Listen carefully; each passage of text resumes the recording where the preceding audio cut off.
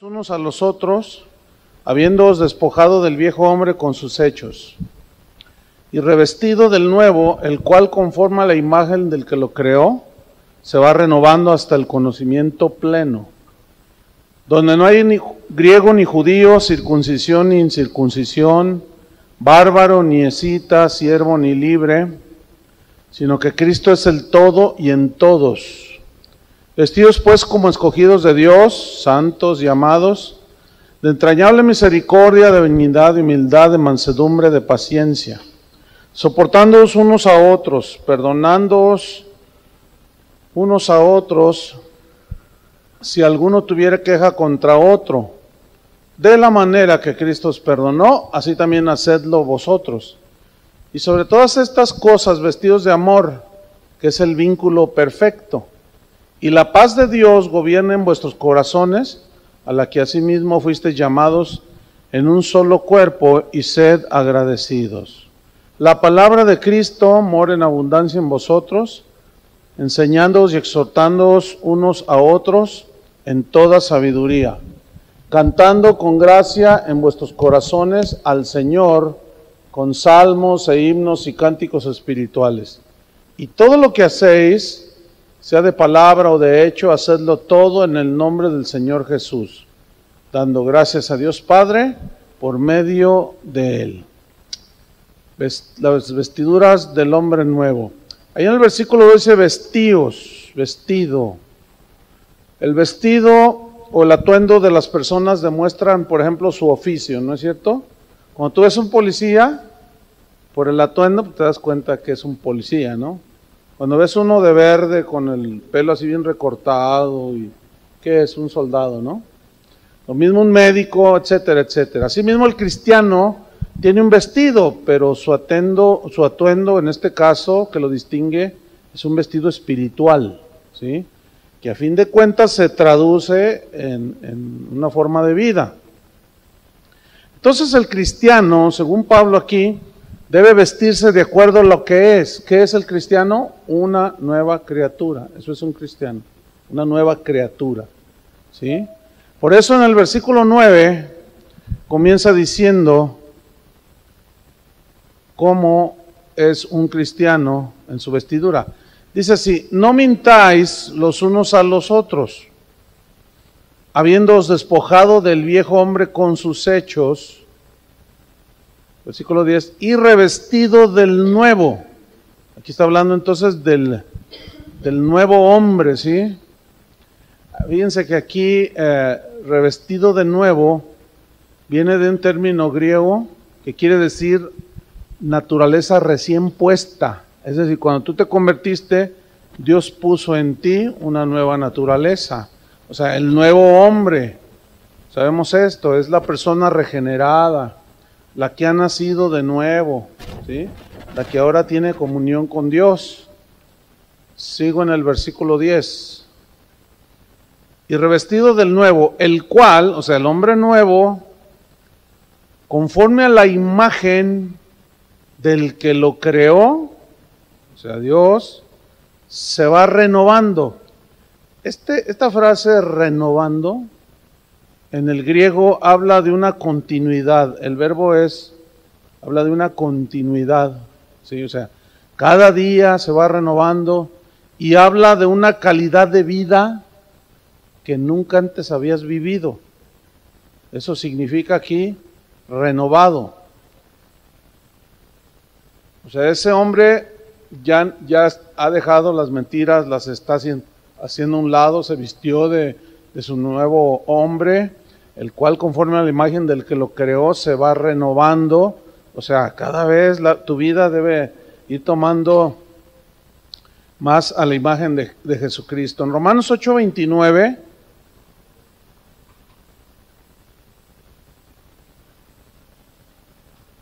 ¿tienen calor?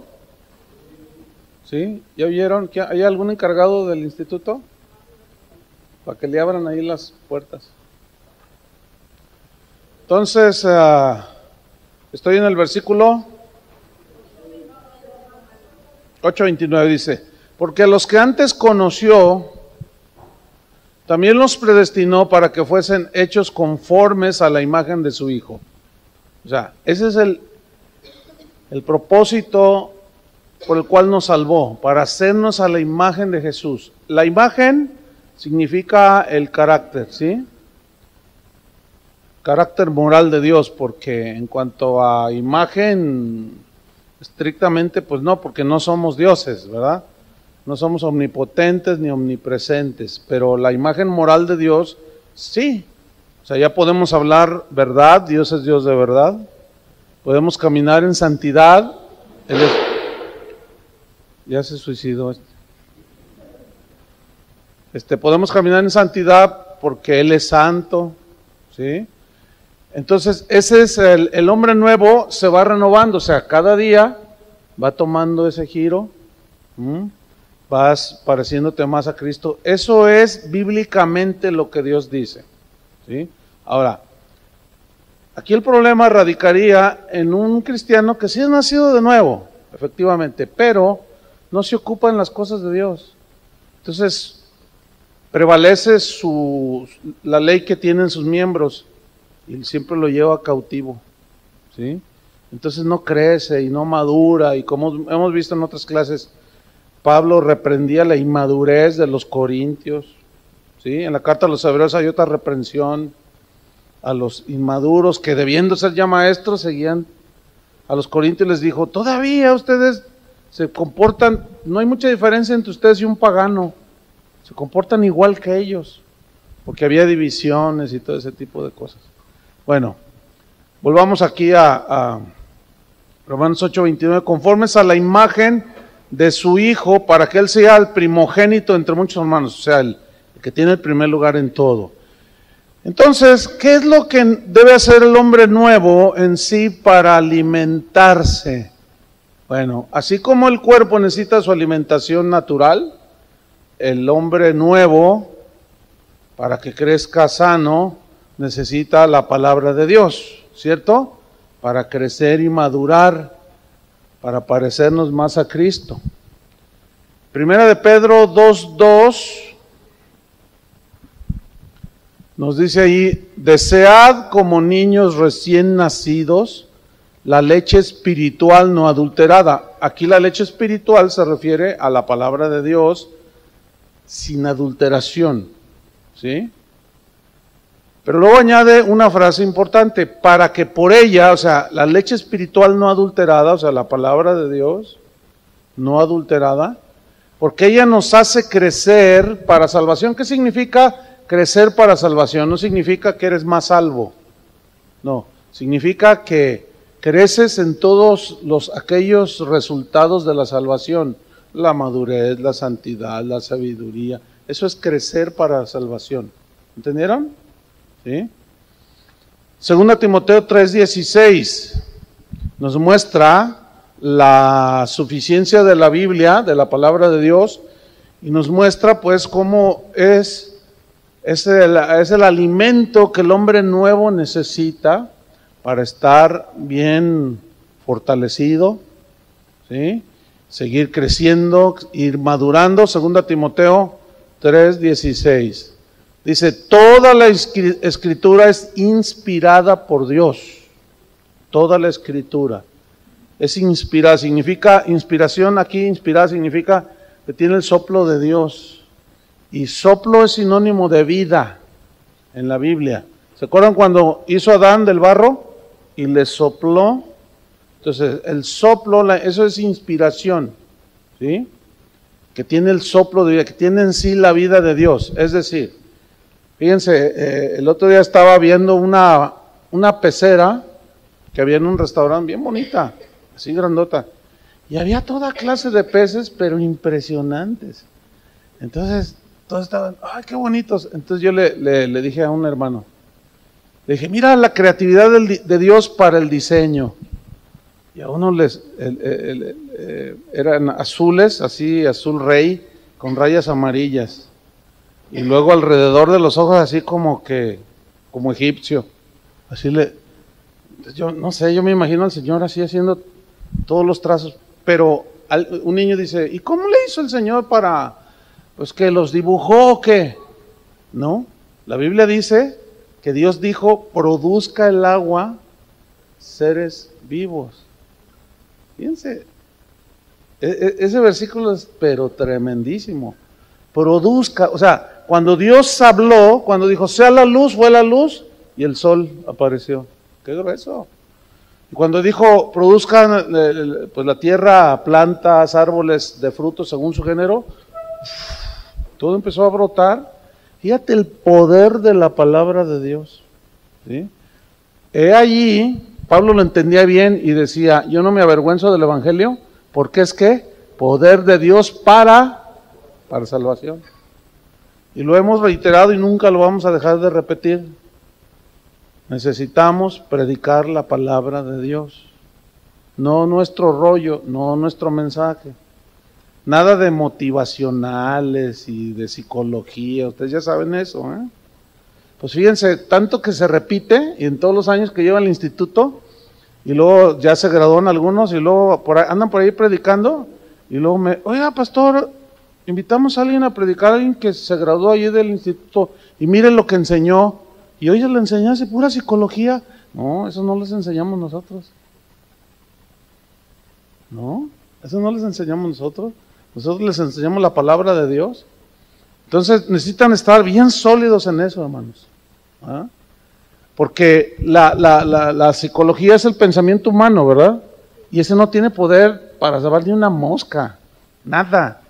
Son puros pensamientos bonitos, nada más. Hasta ahí llegan. Por eso dice Pablo, toda la escritura es inspirada por Dios, tiene la vida de Dios. Y luego nos dice, y es útil, eficaz, ¿para qué? Para enseñar, redarguir, para corregir, para instruir en justicia. Aquí está el versículo 17, a fin de que el hombre de Dios, o sea, la gente de Dios, hombres y mujeres, por supuesto, sea perfecto. Aquí perfecto significa madurez, ¿sí? Entonces, que crezcan, que maduren, que se parezcan más a Cristo. Y fíjate lo que hace la palabra de Dios, enteramente preparado para toda buena obra, para hacer las obras de Dios, reproducir el carácter de Dios. Entonces, el hombre nuevo se viste, ahorita vamos a ver las vestiduras, pero previamente se tiene que alimentar, ¿entienden? Todo esto es obviamente espiritual. Vamos a Colosenses 3:10, la tercera parte del versículo. Dice, vestido de nuevo, el cual conforme a la imagen del que lo creó, se va renovando, se va creciendo continuamente, tu calidad de vida va aumentando, la vida de Dios en ti, hasta, ¿qué dice? El conocimiento pleno. O sea que tenemos mucho que hacer, ¿cierto? Hasta el conocimiento pleno. Aquí el conocimiento pleno, la palabra pleno significa exacto. O sea, el conocimiento exacto ¿de quién? De Cristo.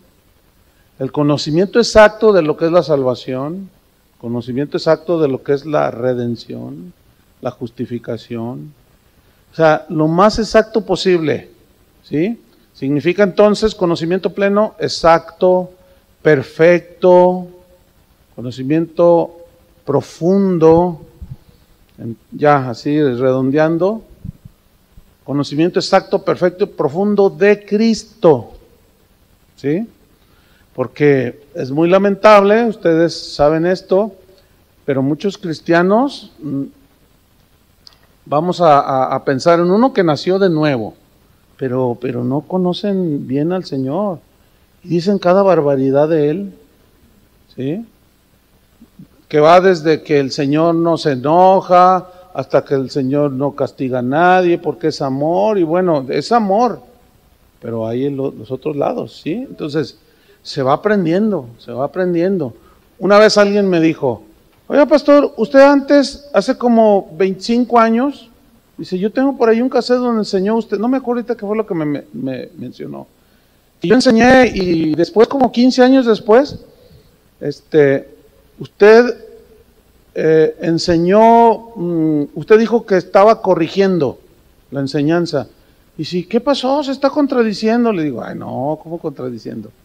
Estoy reconociendo que no tenía un concepto pleno y exacto, pero que al paso de los años, imagínate que estuviera enseñando lo mismo que hace 15 años, Es obvio que he aprendido, ustedes también tienen que ir aprendiendo. ¿Sí? Claro, los años, el estudio, todo, pues te va dando el conocimiento, tu vida con Cristo. Y pasan los años, estudias la Biblia y es tremendo. ¿Sí? Pues yo tengo estudiándola así, estudiándola de una manera seria, digámoslo así, 35 años. Pues algo se me pega, ¿no? Pero fíjense una cosa, ahora leo la Biblia, yo no soy de los que lee la Biblia, voy a leer 5 capítulos ahorita en la mañana. No, porque eso es leer nada más así. Y el otro día un pastor dice, ¿te interesa, pastor, que te dé una técnica para leer más rápido? Le dije, no. Y se sacó de onda. Le dije, no, yo sé leer rápido. Le dije, pero yo no puedo leer la Biblia rápido. No, yo no estoy muy a favor de esos programas de lea la Biblia en un año. Yo no estoy a favor de eso. ¿Por qué? Porque nada más es, ya cumplí. Pero es muy distinto escudriñar. Entonces ahora abro la Biblia, veo un versículo y me fijo en cada palabra. En cada palabra me voy fijando. Y sobre todo en los verbos. En los verbos. Ese se los paso al costo, lo que yo aprendí por años. Entonces, bueno, tenemos que ir creciendo. ¿Están con eso? Tenemos que ir creciendo, tenemos que ir llegando a más conocimiento.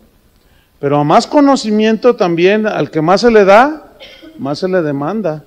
¿Sí? ¿A quién le exige más el Señor de ser, por ejemplo, generoso? ¿A un recién convertido o a uno que ya tiene 15 años? Porque el que tiene 15 años se supone que sabe más, entiende más. Así es con el perdón, la paciencia, la misericordia. Tenemos que ir superando.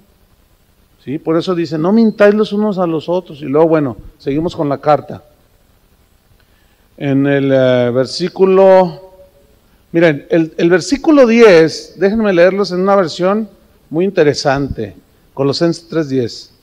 Dice así, y ahora viven ustedes de manera diferente. En realidad, dice, ustedes son personas nuevas, que cada vez se parecen más a Dios, su Creador, y cada vez lo conocen mejor. Fíjense que, o sea, esas traducciones están muy ilustrativas, pues. En sus estudios de la Biblia, cuando voy a enseñar algo, siempre tengan a la mano otras versiones. Si no manejas computadora, pues cómprate tus libros, ¿no? Pero mejor yo te junta una lana y cómprate la compu, porque pues todo es gratuito. Qué bendición, ¿no? En mis tiempos de estudiante de la Biblia, salió una concordancia que estaba así de gruesa, miren, y era un librito verde así. No, era olvídate, ¿no?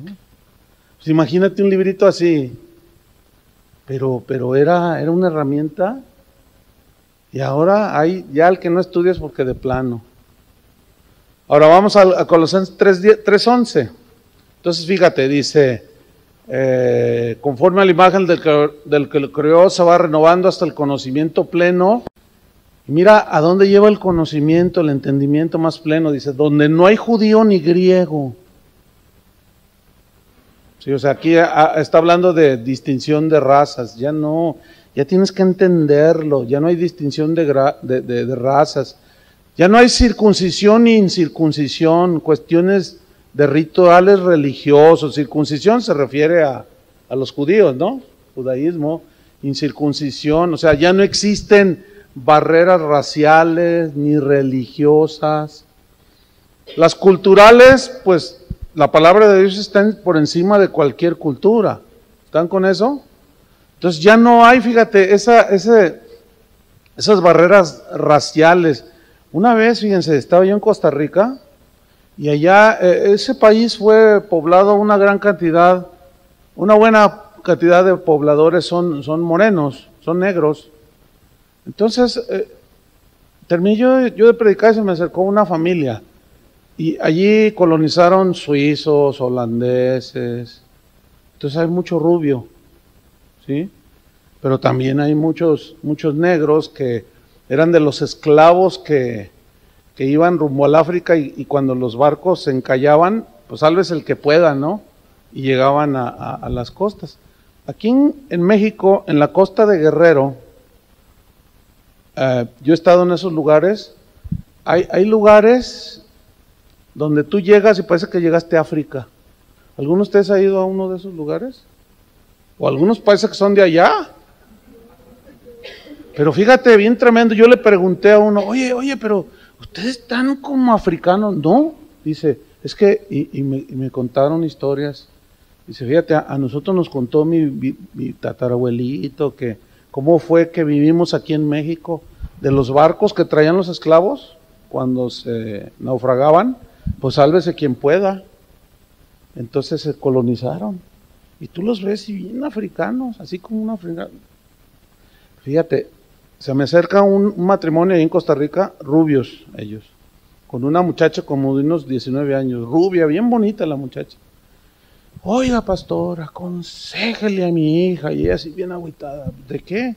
Pues es que trae un novio negro. Le digo, bueno, ¿es cristiano? Y dice, bueno, sí, es uno de los de la alabanza, era el bajista.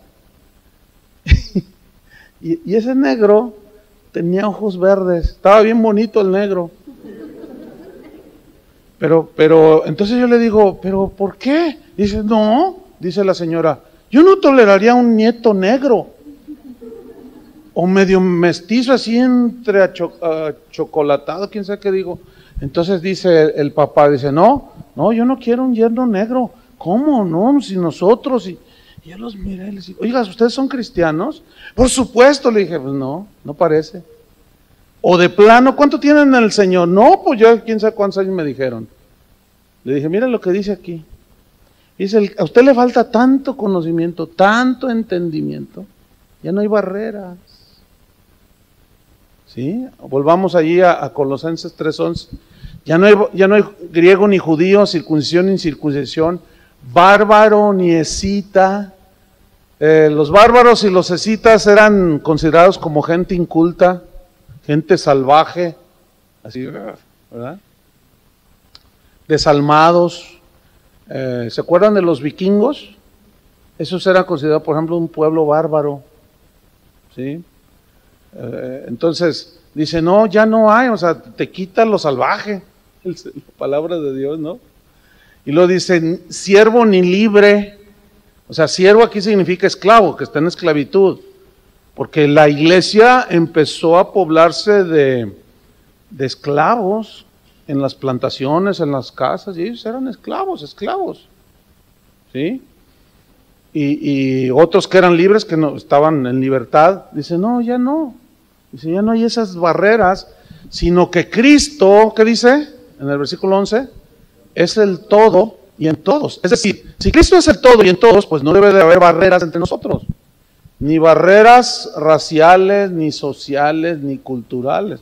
Yo todavía escucho a padres cristianos, es bien lamentable, pero pues es la inmadurez, ¿no? Decirles a sus hijos, oiga, hijo, hija, si es un muchacho, dice, hijo, ponga bien el ojo ahí con a las hermanitas de la iglesia, fíjese que sean de buena familia. Entonces, oiga, ¿y qué supone usted que es de buena familia? Y ustedes ya saben que se supone que es de buena familia, que tengan una posición económica estable, dice, pues si hay herencia, y sacan cada cosa. Qué bueno. ¿Se acuerdan de Jesús cuando se encontró con la samaritana? Cuando él se encuentra con ella, dice que los discípulos cuando vieron que hablaba con una mujer se maravillaron. Dice ahí en Juan 4. Se maravillaron, ¿por qué? Porque en aquel tiempo culturalmente la mujer era un cero a la izquierda. Entonces a la mujer la traían toda tapada y no hablaba. Y en el templo había un lugar, allá hasta atrás las metían a las mujeres. Entonces Jesús empieza a hablar con esta mujer y los discípulos se maravillan. Ahí el Señor rompió la barrera social. ¿Sí? Cuando le dijo, nuestros padres adoraron en este monte y ustedes dicen que es en Jerusalén. Jesús derriba esas barreras. Dice, no, mira mujer, viene la hora cuando ni en este monte ni en Jerusalén adorarán al Padre. ¿Sí? derribó las barreras religiosas, culturales, porque ella era samaritana y él era judío. Y la misma mujer judía le dijo, ¿por qué me hablas? ¿Por qué me pides agua si judíos y samaritanos, no qué? No se tratan entre sí. Y esas cosas están muy arraigadas en los humanos. Fíjense, sabemos que aquí en México está ese estigma, bueno, en todos los países yo he visto esto, ¿no? Por ejemplo, los de Guadalajara les tiran a los del DF, los del DF a todos. Y luego los del norte a los de acá, y siempre hay esas cosas. Fíjense que es en todos los países, ¿eh? Por ejemplo, en Argentina, los chilangos de Argentina son los de Buenos Aires, los de la capital. Porque hay como ese de que nosotros somos los capitalinos, ¿no? Entonces como que, pues, pero eso es de la carne, eso es propio de la naturaleza humana, ¿sí? En España igual, ¿sí? Fíjate que yo pensaba que los gallegos, ya ves que ahí te va un chiste gallego, dicen, ¿no? Y cuentan chistes que la gente es tonta, ¿no? Así, ¿no? Entonces una vez estaba yo en España con un amigo mío, un pastor, entonces le dije, ahí te va un chiste gallego. Estábamos ahí platicando, estaba, ni me acuerdo cuál era el chiste, pero lo único que me acuerdo que estaba bueno. Entonces se lo conté y todos riéndose dicen, no, pero no es un chiste de gallego, no, es un chiste de mexicanos que me la revira. Fíjense, ellos allá dicen, ahí te va un chiste de un mexicano. Qué tremendo, ¿no? Ahora sí, le digo. Ahora ya me cambiaste la jugada. Dice, no, es que es un chiste de un... O sea, los gallegos que contamos, nosotros, ellos dicen, ahí te va un chiste de un mexicano. ¿Qué les parece? Y ahí está, en todo el mundo hay esas cosas. Lo religioso, ni se diga. Lo social igual, ¿sí? Los que nacen en Estados Unidos pues, se creen del primer mundo acá, ¿verdad? Alguien que nace por acá, México, y de ahí para abajito, sí, pues pues así un poco más, y puro rollo, o sea, todo eso es de la carne. Todo eso el Señor lo derribó con el diálogo que tuvo con esta samaritana. Vamos a Colosenses 3:12. Entonces mira, retomando aquí, dice, no mintáis los unos a los otros, se han revestido del hombre nuevo, conforme al que los creó, ustedes van creciendo, se van renovando, ¿sí? Hasta tener un conocimiento más exacto de Cristo. Entonces, cada vez que lo conocen más, ustedes se dan cuenta, estoy parafraseando, ¿sí? Que ya no hay barreras ni raciales, ni religiosas, ni culturales, ya no hay bárbaro, ni escita, ni siervo, ni libre. Y luego dice el versículo 12, por tanto, o en consecuencia, ¿qué dice? Vestíos, pues como escogidos de Dios, significa conforme a lo que somos. ¿Qué somos? Y ahí nos da toda la descripción, fíjate, en el versículo 2, vestidos pues como escogidos de Dios, y luego dice, número 1, ¿qué dice? Santos, ¿sí? ¿Qué quiere decir santo? Ustedes lo saben, apartado para Dios, apartado del mundo, llamado del mundo y apartado para Dios. Bueno, vivan así, ya no son del mundo, aunque están en el mundo, ¿sí? Vístanse su vestido como un santo apartado para Dios. Y luego dice santos, y número 2, amados. Aquí amados, obviamente significa amados por Dios. Es decir, tú debes de tener esa conciencia, ese entendimiento más pleno. Yo soy alguien que amó Jesús, ¿entienden?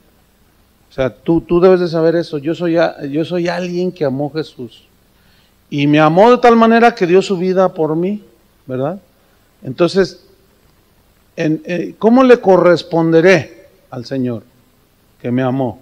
Pues amándolo a Él, ¿no es cierto? Y Jesús dijo, si me amáis, ¿qué? Dijo, guardaréis mis mandamientos. Esa es la corresponsabilidad.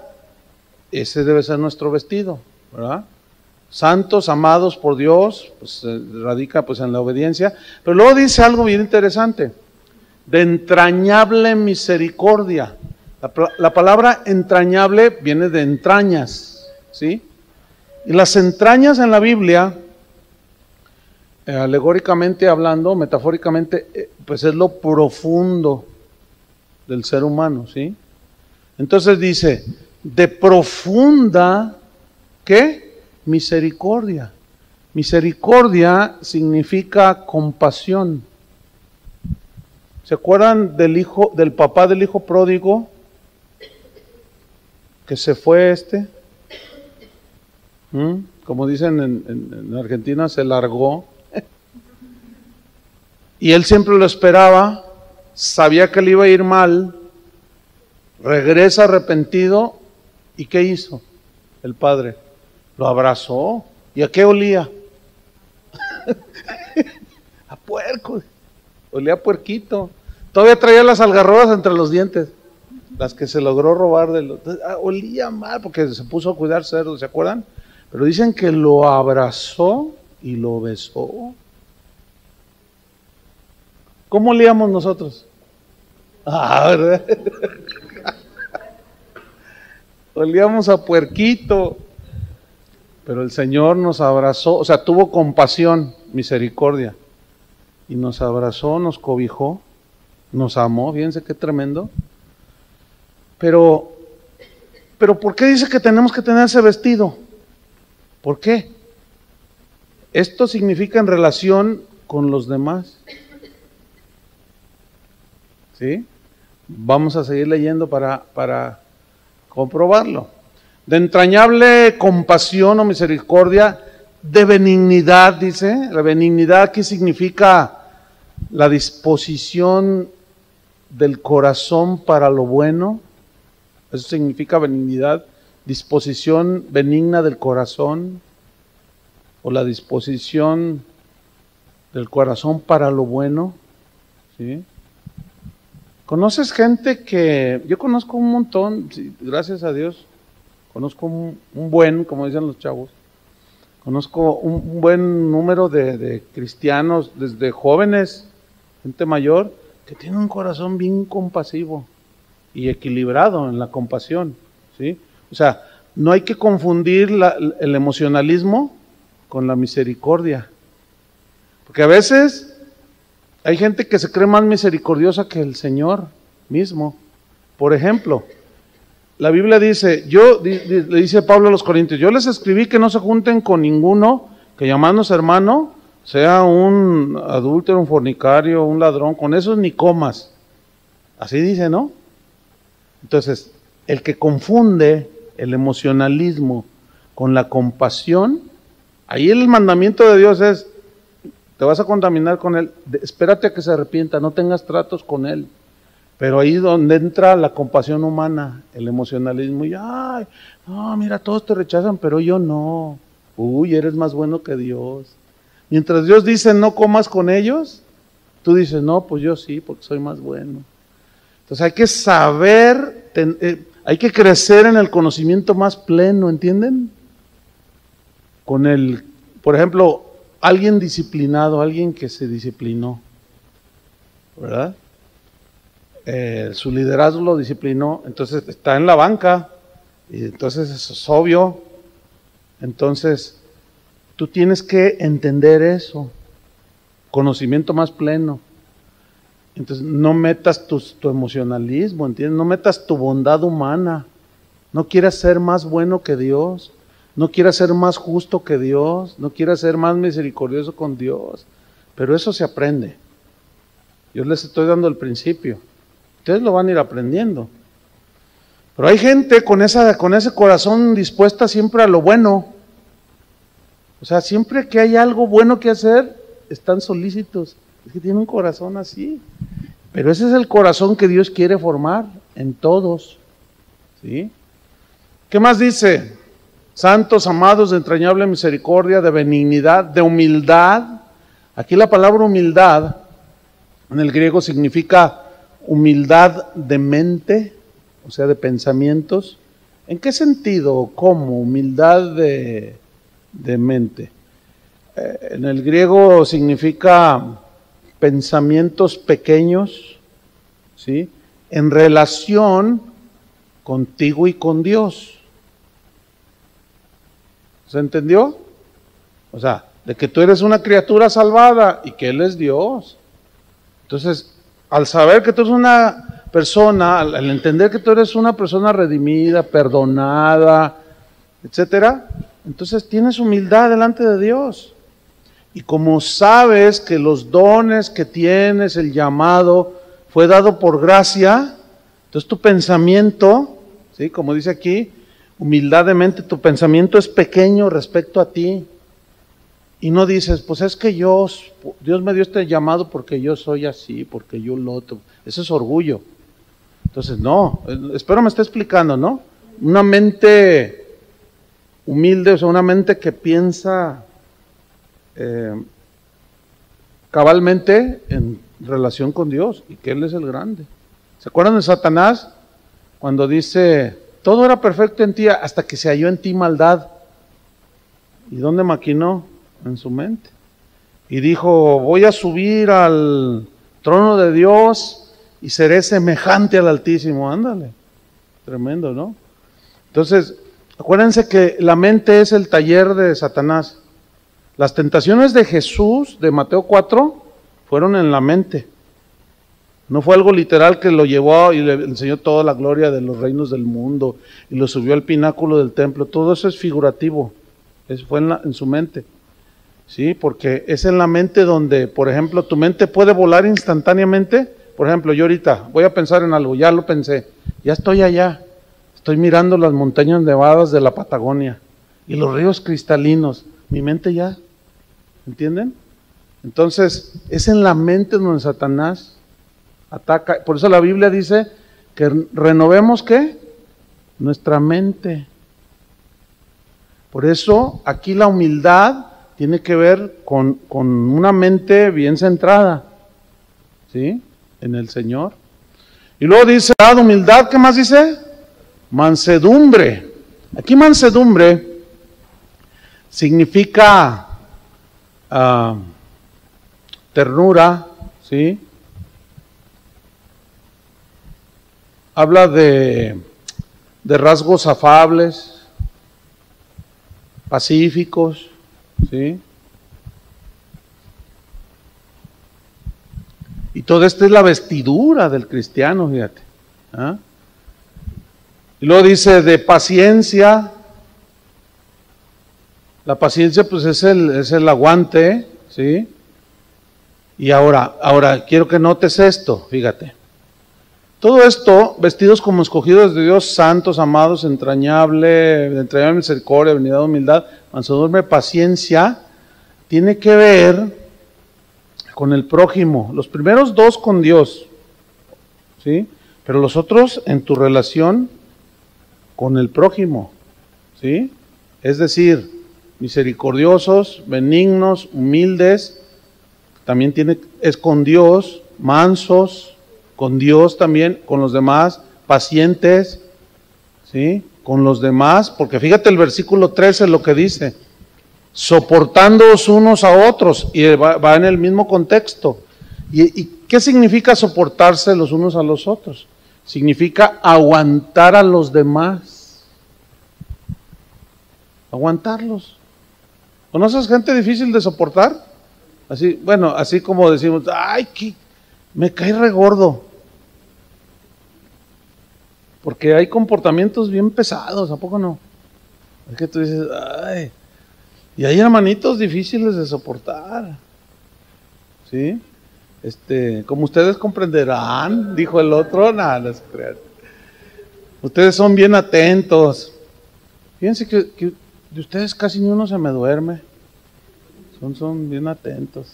Bueno, Dios les tome en cuenta eso. Entonces, fíjate, soportándoos unos a otros, habla de aguantar a los demás con lo que viene arriba. ¿Sí? ¿Con qué? Con humildad, con mansedumbre, con paciencia, ¿sí? Con benignidad, con misericordia, o sea, con compasión. Y todo este comportamiento nos ayuda, nos libra pues de la amargura, ¿cierto?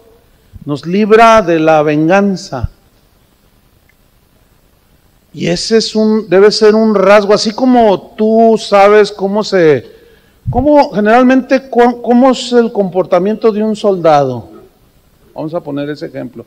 Bueno, su vestimenta lo hace ver como un soldado, ¿no? Todo de verde y bueno, su gorra y pues su R15, ¿no? Entonces pero ¿cómo es su comportamiento?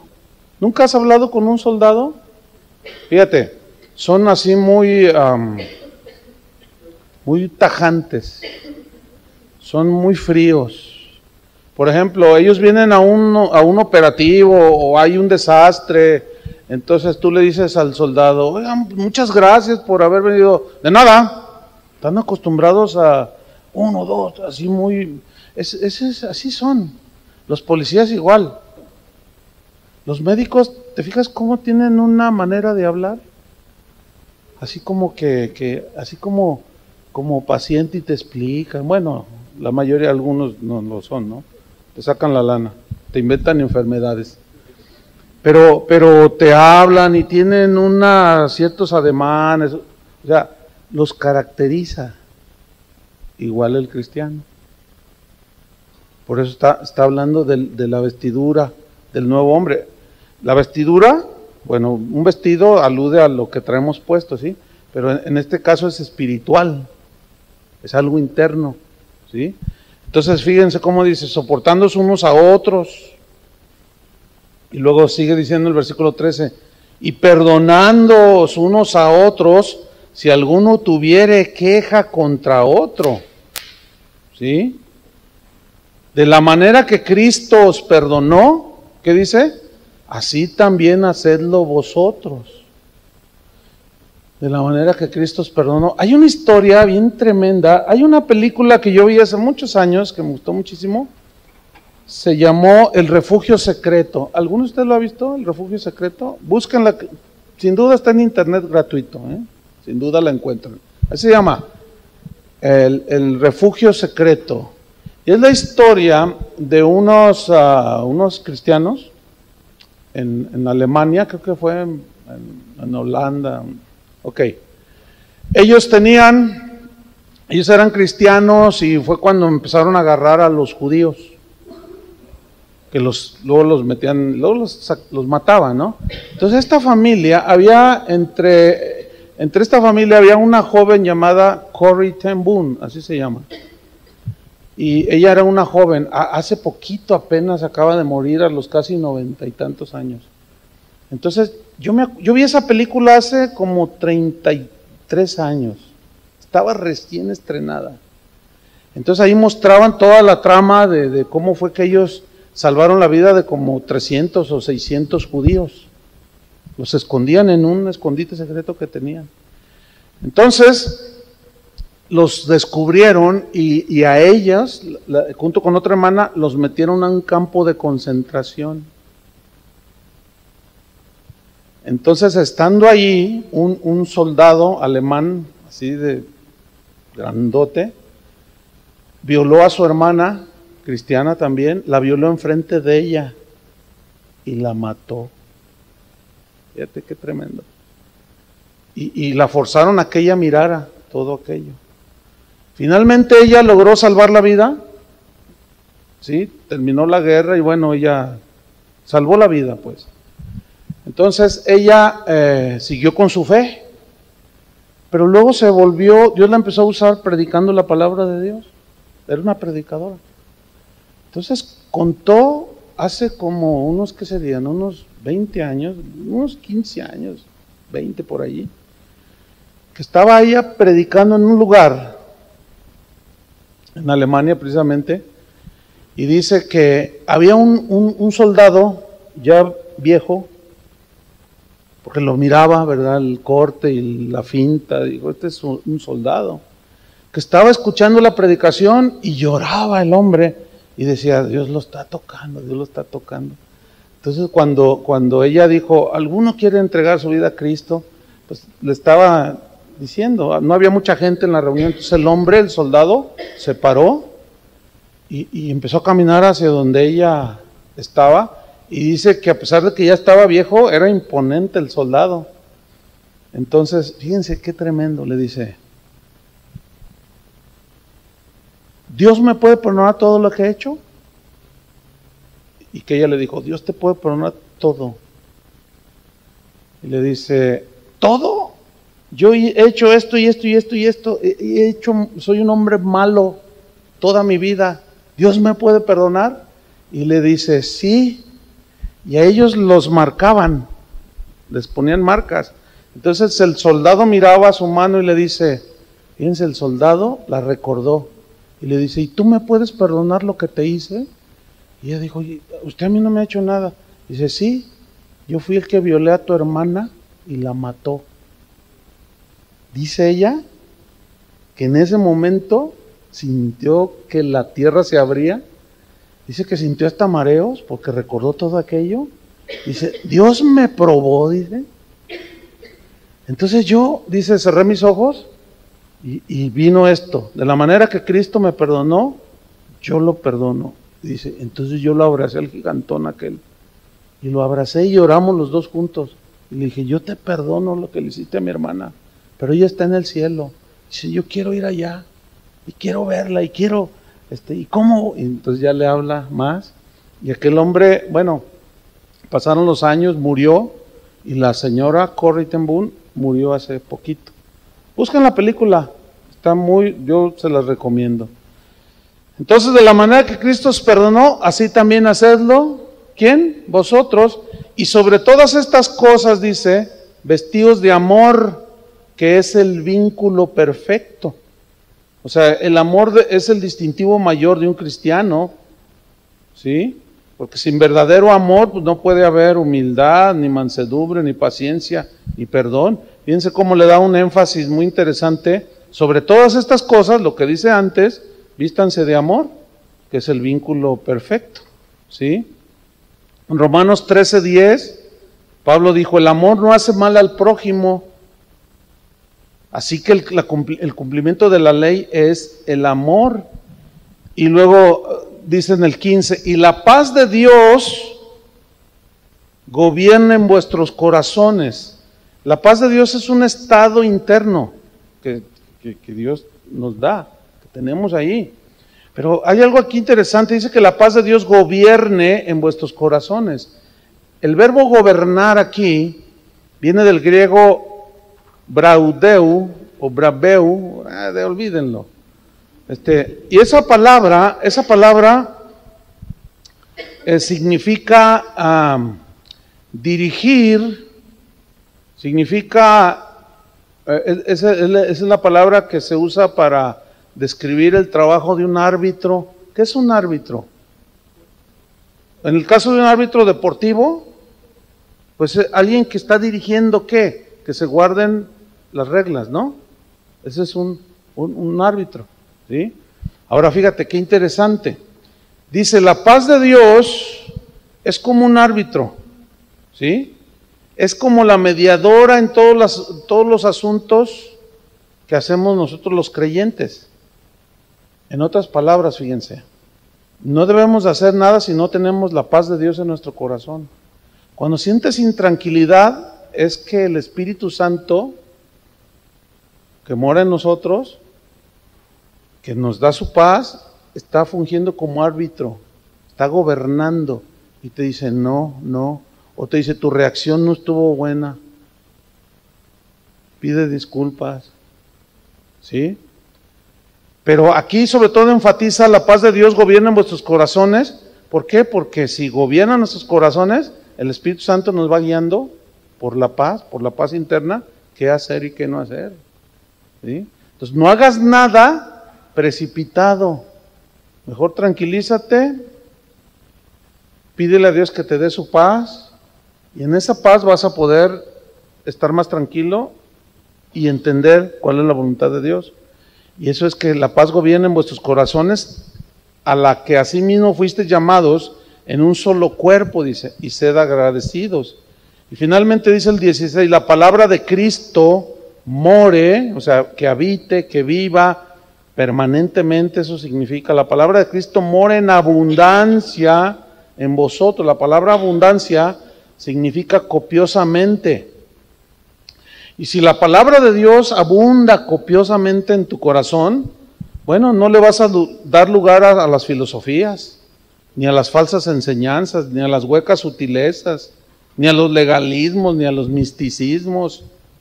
¿Por qué? Porque la palabra de Dios está allí abundando, ¿sí? Entonces, tú la conoces y esta, fíjate, la palabra de Cristo mora en abundancia en vosotros, enseñándoos, ¿sí?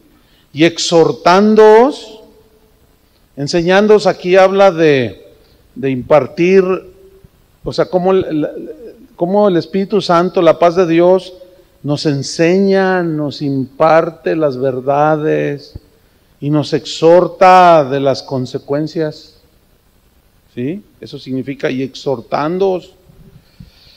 Pero luego en relación con tu prójimo, nosotros podemos enseñar, impartir las verdades, podemos exhortar, advertir de las consecuencias, y luego dice, enseñándoos y exhortándoos, ¿cómo? Aquí está, en relación con otros, unos a otros en toda sabiduría.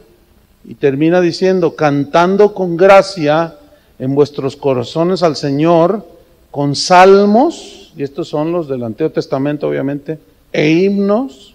Los himnos son cantos de victoria, y cánticos espirituales, que son cantos que expresan nuestra alabanza, los que componemos, ¿sí? Y luego dice el 17, y terminamos esta clase, y todo lo que hacéis, todo, sea de palabra o de hecho, hacedlo todo en el nombre del Señor Jesús, dando gracias a Dios Padre por medio de Él. Esa es la vestidura y los rasgos del cristiano, ¿sí? Bien, vamos a tomar un receso de 5 minutos para terminar nuestro